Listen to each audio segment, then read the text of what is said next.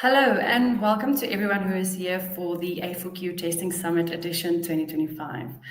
I am happy to be here with Nishan Portoyan today, discussing when AI becomes your testing colleague, Agentic AI in QA.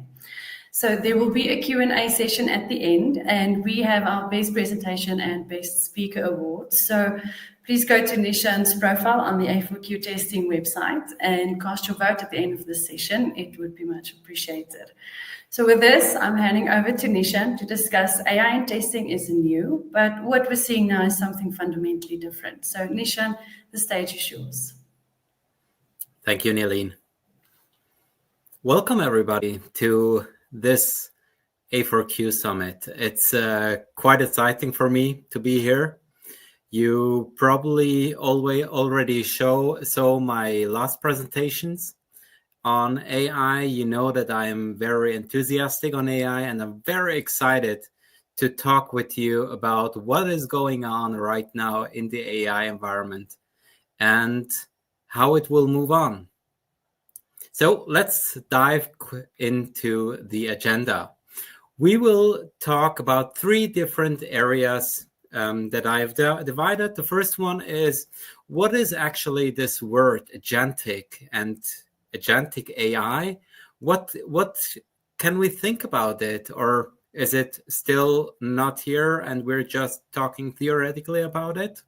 Then we will see on how this whole topic will be relevant for us in quality assurance. And then at the end, we will see on how our role will perhaps change if we start using this technology. But I don't want to dive very deep in this topic because most probably a lot of you just heard about the word agentic AI. So I want to make a quick cut on all the areas so that you have a brief idea on what it is about. And on the next conferences and then the next talks, I will dive deeper and show you how this whole technology works. But first of all, who is this guy talking about AI? Well, I don't like to introduce myself. I like to use AI to introduce myself. So last time, people were thinking of, is it really Nishan talking? Or is it the avatar that is talking? So this time, I can guarantee you that it's me. It's not my avatar talking to you. But I still want to introduce myself by asking ChatGPT on who is actually Nishan Portoyan. And it's very interesting to see and understand that ChatGPT actually knows a lot about me. I am very enthusiastic on AI. I work for a company in Switzerland called Infometis, where the vision and mission is to have quality and automation improving in each different customer's project.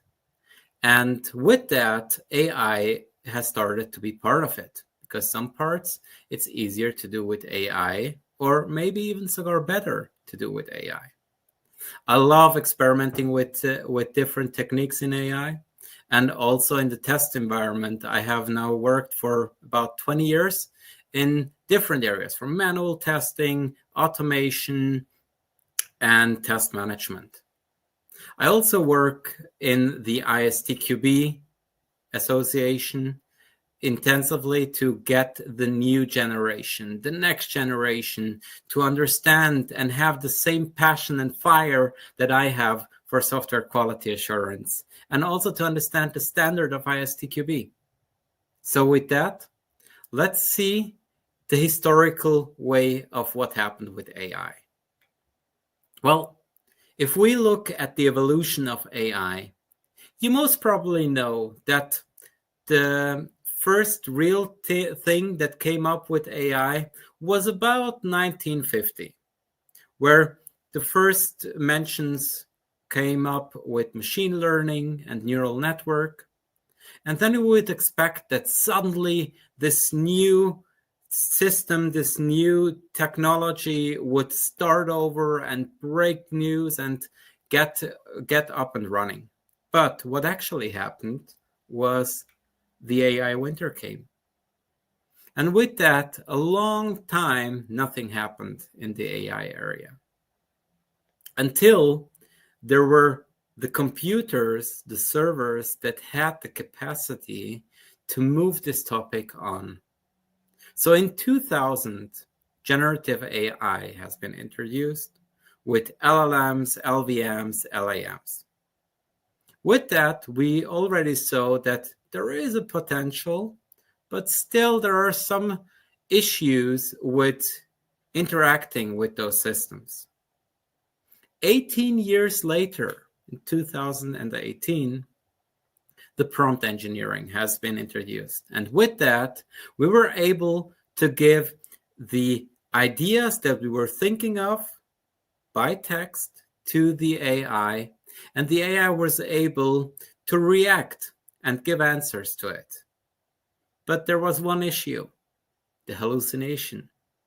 AI was not always capable to give answers as we were expecting. So 2 years later, in 2020, the retrieval augmented generation has been introduced. By providing more detailed information to the AI to get rid of hallucination. Well, actually, they didn't get rid of it, but the answers got better and better. And by that, we were able to start using AI in our daily business. We know that this was the era where suddenly ChatGPT came up and started changing the whole industry. People were starting to use those large language models to do their tasks. And then last year, we started having also tool interactions. So in other words, that the AI was able to also take control of tools and do some areas and some parts of your work in those tools. But this year, something really exciting happened. We got introduced to agentic systems. Now, if you remember my talk 2 years ago, I already mentioned that there will come the time within the next 3 to 5 years that we will have systems completely autonomous, working and supporting us like a full department, just supporting you in your daily business. And now we're actually talking about this and we are seeing it. But first of all, let's understand, what is agentic AI?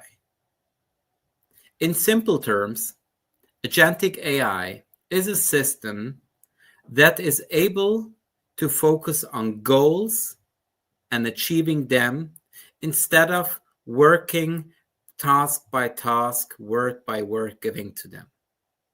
So it has the characteristics to be autonomous, to have the ability to take own decisions.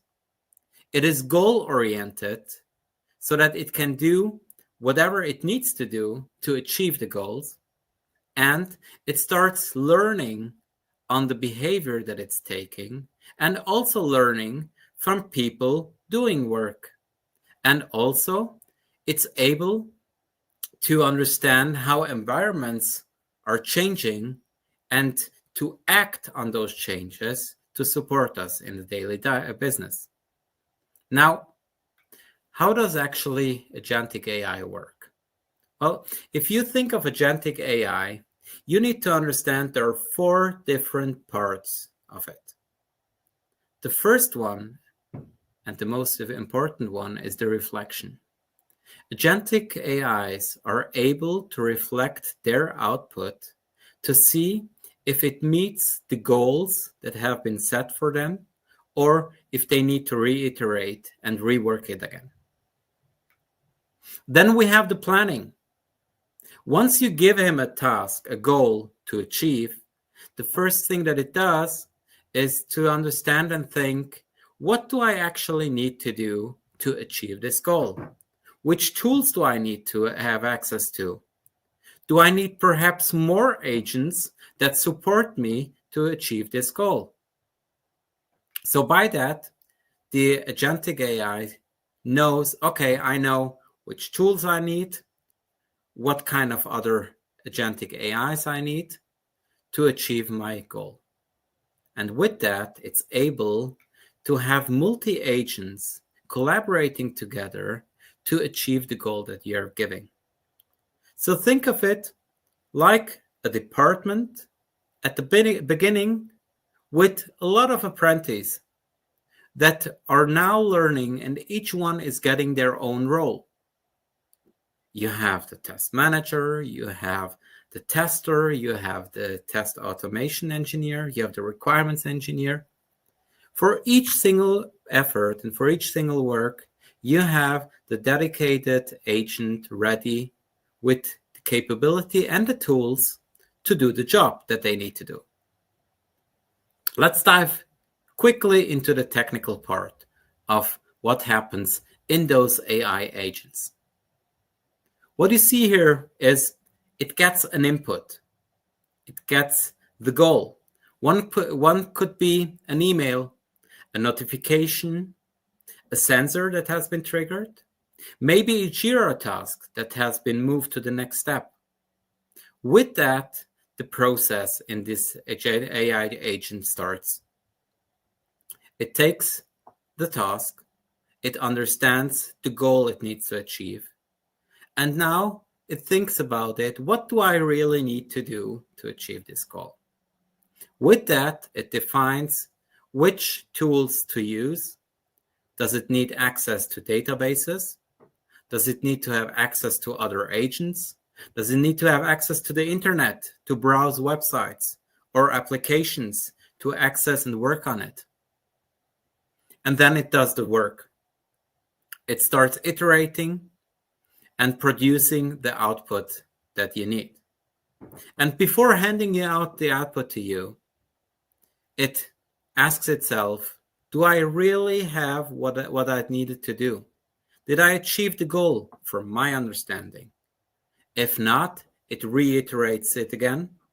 If yes, it creates the goal, the output, and hands it over to you.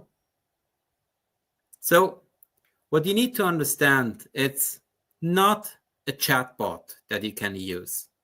It's far beyond a ChatGPT, because ChatGPT is responsive on prompts. So in other words, you're asking the large language model something and it's reacting to your requests.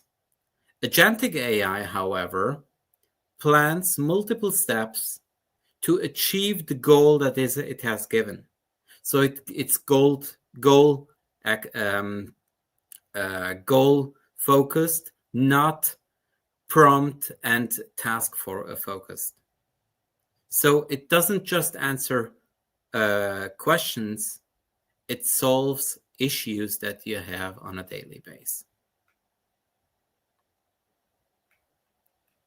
Well, with that, how do you think will the quality assurance area change? If we think a couple of years ago, we were mostly doing hands-on testing, manual testing. We were thinking about test cases that we need to run. We started writing them to understand which steps we need to take. We started to think about what kind of risks we are trying to cover. But it was all intuitive from what we know. And then the automation came. And we started writing scripts, building the test cases that can run without our supervision. We were able to run multiple test cases much faster than manually, and always with the same quality. But with that, there was one issue. The issue that we had a lot of effort to do with maintenance, because the applications were changing, the requirements were changing, there were a lot of bugs, and we needed to react on those. In future? Well, in future, we will have an agentic tester that is goal-oriented, that can adapt on changes that is being done on the applications, and by that, changing the test cases extending them, or reframing them so that they achieve your goal that you have defined. But why agentic AI matters for quality assurance is more. With agentic AI, we are now able to scale coverage. We are now able to change the coverage behavior that we have right now by interacting with the system and giving the system the authority to think of, okay, what kind of application changes have been introduced? Is this changing the whole coverage? Do I need maybe to change the regression set? Do I need to add new test cases? Do I need to remove test cases that are obsolete? With that, the system is now able to adapt on changes and help us before we start running those test cases. And the next point as well is it's proactive. So instead of waiting till the application is ready and then we run and we face issues, it already knows and is able to help us understand if there are already some issues in the design, in the scripts, and being proactive, fixing it or raising bugs, for example. With that, we need to now think of our mindset and start shifting our mindset. Because we will not focus on tools to build test cases, to write scripts, and think of the relevance of those test cases and that we didn't miss anything, to collaborating with a colleague that understands technically how everything works and can support us by us giving them guidance and controlling what kind of output it gives. So our task is now changing from hands-on execution details and looking on which test cases have failed and if the coverage is correct to strategic changes. What is the goal of our testing? What do we want to achieve? How it will achieve? That's on us to provide to the agentic AI. But one thing you need to understand, there are some misunderstandings that go around. First of all, agentic AI, it's not magic. If you don't have the proper instructions, the proper guidance, the proper documentation of your application, it will not understand what this application will do. Furthermore, it is not fully autonomous. It still needs your directions and your interventions to challenge the output that the agentic AI is producing. So it will not replace you, but it will start augmenting your current work that you're doing so that you can start shifting your role and your work to the more relevant parts. Because there are some limitations with the current system. First of all, AI agents cannot see and react on quality like we humans do. They have their roles, their tasks, their theoretical areas, but they don't think like human beings. We don't have currently a super AI that thinks better than human beings and is better and stronger and more intuitive. They're still narrow and they still need supervision from you. Then you need to understand that the AI doesn't see the application like you see. So with other words, usability, intuitivity, as a human being is still the challenge for you to see and understand if the AI is doing what it needs to do or not. And the other thing, and the most important thing, is it has still issues with business values. It still doesn't understand the whole business rules and how this works. So that's why it's very important that you support the system. But if we look at risk-based testing, what we had in the current areas is we were analyzing our requirements and the changes. We were reviewing our regression sets, fixing them, and we were still not really sure if we were covering the 80%, for example, of the risks, because the way how we were prioritizing those test cases and those changes were fully intuitive. Maybe you had some techniques, but it's still intuitive. There is still the intuition that took place on those test cases. With Agentic AI, you will have the possibility that the changes will automatically be impacting the current set that you have. It will dynamically change the test selections based on the changes that you have introduced, so that they can change the risk coverage based on the data that is getting from the requirements. And it's continuously reprioritizing the data, the test cases that you are providing and you are monitoring, so that it has the same coverage, maybe somewhere better than the coverage that you had. Let's think about exploratory testing. In exploratory testing, you will have the possibility to suddenly see edge cases that normally, if you give those tasks to human beings, they will not find it because they're all based on their experience. Yes, you give them the area to test, you give them a test charta.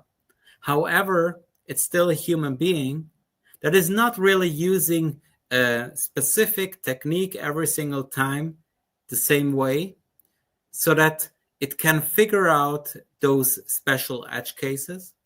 However, AI can support there and figure those out. With that, it will have a systematic way on exploring the application and have a much higher coverage than a human being will have. And, which is very big advantage, that if it finds a bug, an issue, it will create the documentation, gather all the information that it needs, so that it can provide the information to the developer. Maybe the developer is another agentic AI system that will then improve and fix those test cases and the code. With the test cases, by changing the application, you will realize that the application changes have a huge impact on the test cases that have been automated. With Agentic AI, the test cases can be changed automatically without human interaction, so that the test cases will cover the new functionality of the application without causing effort on human beings to review and rework those scripts that they are working, but more supervising that the test cases are still running and monitoring if the business rules and the business focus is still correct. With that, let's see an example that I already introduced 2 years ago on how Agentic AI can do and support today. Well, maybe you remember that I had the vision that you have an agent that you can give a requirement and it produces test cases and runs them also. Well, those were different tasks with human beings in between. to review, rework, and give the next command to do the work. Now with Agentic AI, this is a fully automatic flow. So what happens? You create a requirement, and once you submit the requirement, for example, in Jira, the Agentic AI will take that requirement. It will try to understand the requirement. It will maybe fix some errors that happened in the requirement, and then not stop there, but go and think of which test cases would cover those requirements. And not only that, it will take those test cases, prioritize them, build the step-by-step parts of each single test case with precondition, postcondition, prepare the synthetic test data that is required to execute those test cases, deploy it into the system and execute it, and furthermore, also optimize the coverage. Change the regression test that is already existing based on the new test cases that have been introduced, changing the coverage rate, and making sure that not only the changes have been covered, but also the rest of the environment is still working. And it will adapt dynamically, modifying the plan and telling you which sets have been run and why, based on which requirements, which changes, and how the coverage was throughout the whole environment. And what about us? What will we do? Will we just sit in front of monitors, watching around and thinking of, okay, what do those agents do? Grab one coffee after the other? Well, not really. We will start changing from traditionally writing test scripts, specifying the test cases step by step, to transitioning to providing the goal and the guidance so that the AI is able to build the test cases based on the quality standards that you're giving, based on the requirements that the company has, teaching the AI what it needs to do. So our role is supervising the AI agent instead of building all those elements, reviewing the results with our expertise and thinking of how can it achieve the goals. With this new role, we will need some new skills. And which skills will that be? Well, first of all, and most important, and I repeatedly mentioned this, you need to know how to efficiently prompt. If you don't know how to talk with the AI, you will not be able to provide the specific details the AI needs to achieve its goal. You will need to critically assess what the AI is generating, because your judgment as an expert is something that the AI is not capable of doing right now. The strategic test designing will change as well, because you will be focusing now on test strategies rather than implementing details and scripting. And which is also important, what about the ethical oversight? You need to make sure that the AI is following the quality standards and ethical standards that your company requires. And what are the key opportunities with the AI? Well, you will be able now to suddenly scale your coverage without increasing the human beings, the testers, the requirements engineers, and having more coverage on your application than before. You will have a colleague that runs 24/7, supporting you and helping out with all the tasks without going to coffee break, without being ill or having any issues, working without a break for you. And with that, we are able to achieve more and more and better and higher automation levels so that we can make sure that the repetitive parts are being handed over to machines, and we can use our brain to do what we human beings are meant to be doing. There is one core challenge that is right now hindering us to do this. And most probably you think about the same that I do. And that's the trust. We don't trust the AI decisions that are being taken. That's why we don't start experimenting and thinking about the AI technologies to be implemented. But we need to start shifting this thinking and start giving the AI some parts to see how well it's working and how good the effort is being done from the AI. Well, what are the benefits if you would do this? You will have a colleague that is working tirelessly, supporting, finding paths that we would miss, having the repetitive tasks going over and over again without the intention of, I don't want to do this anymore, scaling easy, and making sure that the focus is done on things that are being missed currently if we would do the reviewing and the challenging of those areas. But you need to think of the limitation. The system needs supervision.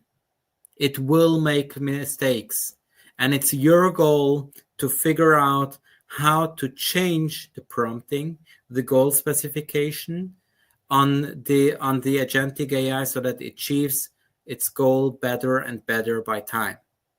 So you need to understand that the AI is an apprentice that is learning and getting better and better by your feedback. So let's get started. Let's get practical.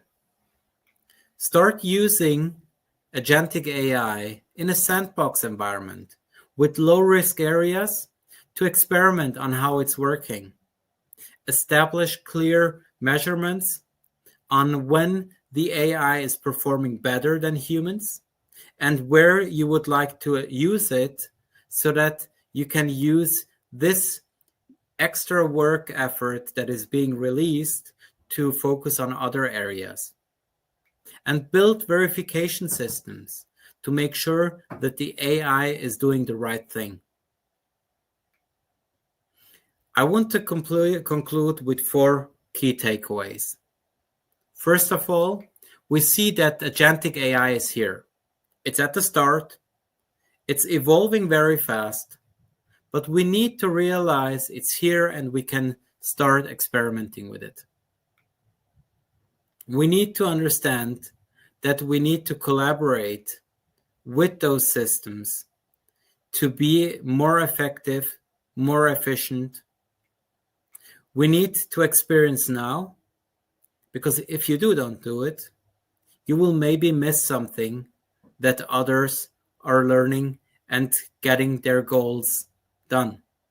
And you need to be ready to apply new skills, new techniques to help you. I like to complete with the favorite sentence that there is. There will be 2 kinds of companies at the end of time. Those that fully utilize AI and those that are out of business. With that, I would like to thank you for being with me. I hope I gave you some intuition on what this new technology can do. I would love to connect with you and to discuss more deeper on this topic and more ideas on AI and see how this technology is improving from time to time. Thank you very much. Wow, thank you, Nishan, for this great presentation. It's really interesting seeing the evolution of AI where AI and testing is heading, the opportunities, but also the challenges. And I'm sure that we have a couple of questions from our audience that they would like you to answer. So let's quickly have a look. We have, how can we trust agentic AI decisions if it lacks full business context? Well, this is exactly the point where it has the limitation. It will spot patterns that are different that you will not find, but you cannot truly understand and trust what the AI is doing. There in that point, your work is to actually challenge it because you understand the business values and you need to take the work and understand what kind of changes need to be done so that the goal that has been achieved. So in other words, you cannot trust the AI. It's your goal to challenge it. Interesting. All right. Then let's have a look. All right. Do testers need to learn programming or machine learning now? No, you don't need to learn programming, but you need to have a mindset shift. You need to start learning how to properly prompt. You need to understand how to supervise AIs, and you need to evaluate the systems and understand and ask yourself critically how the systems are doing the work so that you know how and where to tweak and to change so that the quality is getting better and better. Okay. Will agentic AI replace testers in the long run? Well, right now I will say no. It will not replace us testers, but it will reshape our roles. We need to focus more on strategic effects. We need to make sure that we focus on the ethical part and the business values and give the scripting, the writing test cases to the AI. So our role will just change. Interesting. All right. And then how does agentic AI handle test data privacy and security? That's a good question because Informatis, our company, is actually very focused on this topic. Synthetic test data is very important for the agentic AI usage.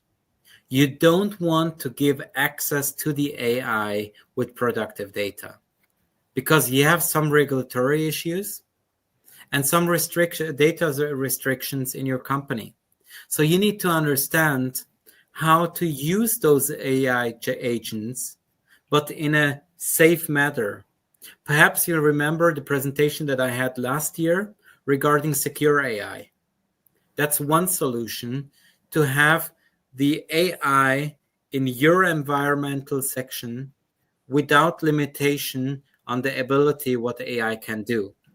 But you need to focus on synthetic test data or mask test data. Never use productive test data on it.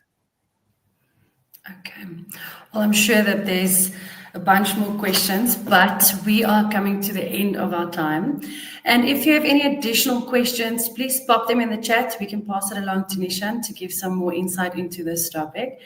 And stay tuned for our next sessions. You are welcome to watch this presentation and our upcoming presentations on our social media channels, as well as the testingsummit.com website. And remember to please vote for Nishan on the testingsummit.com website for the awards that we have. So we want to thank you, Nishan, for being here today with us, and everybody that's joined us today. We hope that you enjoy the rest of the sessions that we have coming up, and we will see you soon again. Thank you, Nishan. Thank you. It was a pleasure. Always. Bye-bye. Bye.